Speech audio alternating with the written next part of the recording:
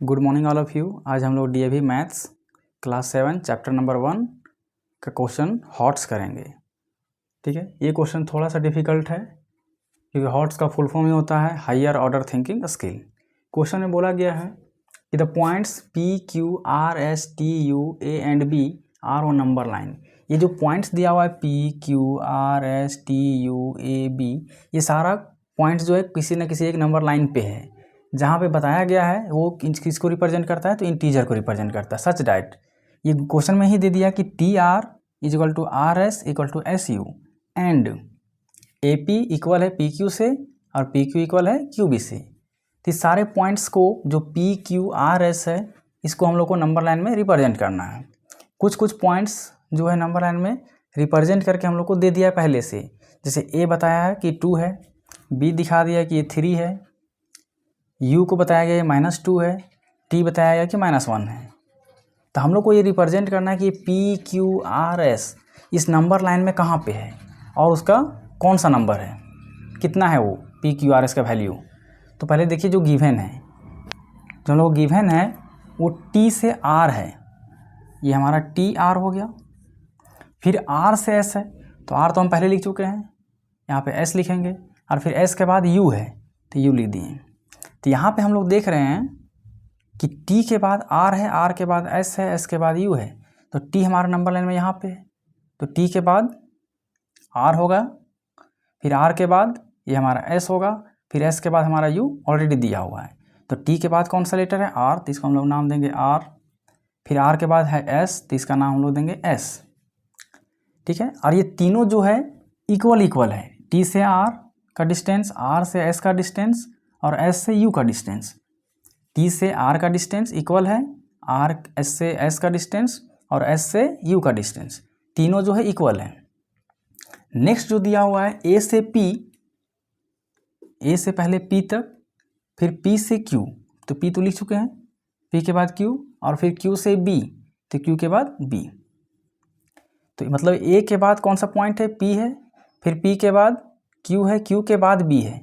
तो इसका मतलब ए के आगे कौन सा पॉइंट होगा, पी होगा, और पी के बाद क्यू होगा, उसके बाद ही क्यू के बाद बी है। और ये बता दिया है कि ए से पी का डिस्टेंस, यानी ए से पी का डिस्टेंस, पी से क्यू का डिस्टेंस और क्यू से बी का डिस्टेंस, ये तीनों इक्वल हैं।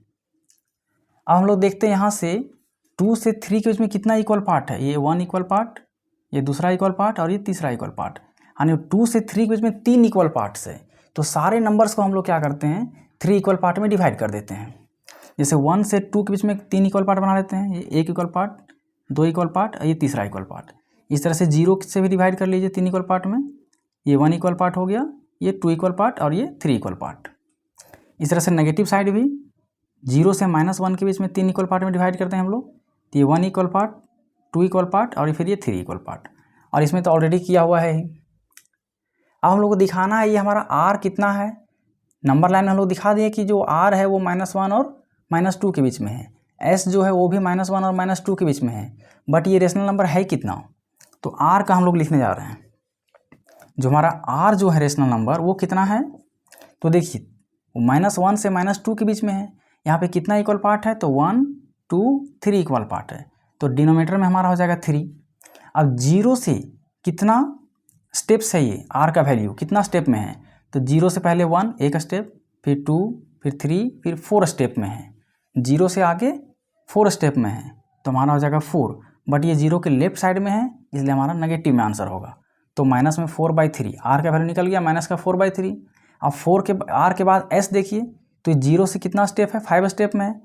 0 से देखिए 1 2 3 4 5 स्टेप में है, तो एस का जो वैल्यू होगा -5 और 3 इक्वल पार्ट में डिवाइड है, तो डिनोमिनेटर इसका भी 3 ही होगा। आर भी निकल गया, एस भी निकल गया। इट मीन्स हम लोग आर को बता सकते हैं आर कितना है -4/3, एस बता सकते हैं एस कितना है -5/3। अब आते हैं ए और बी में। ए तो पता है कि ये 2 है, बी पता है कि ये 3 है, बट ये पी जो है हमारा, पी जो है कितना है, तो डिनोमिनेटर तो हमारा 3 ही होगा क्योंकि 3 इक्वल पार्ट्स है। अब 0 के बाद इधर ये पी कितने स्टेप में है, तो 0 के बाद ये 1 step, 2 step, 3 step, 4 step, 5 step, 6 step, तो 6 स्टेप में है।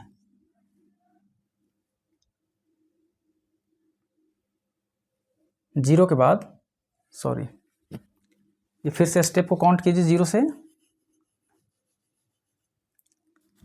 जीरो से हमारा ये एक step, 2 step, 3 step, 4 step, 5 step, 6 step, तो 6 स्टेप में है।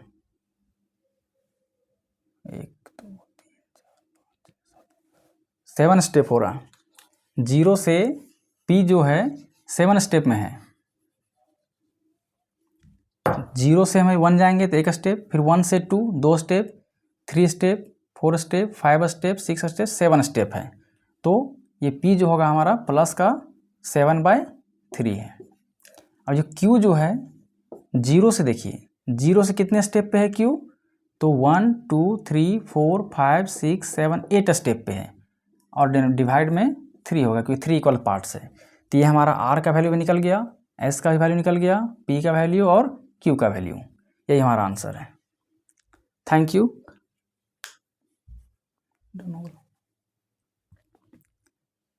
दोस्तों आप लोग को मैं ये बता देना चाहता हूँ कि इस YouTube चैनल पे आप लोग को क्लास 6 से क्लास 10 तक मैथ्स की सारे चैप्टर वाइज सॉल्यूशन आपको इसी चैनल पे मिलेगी।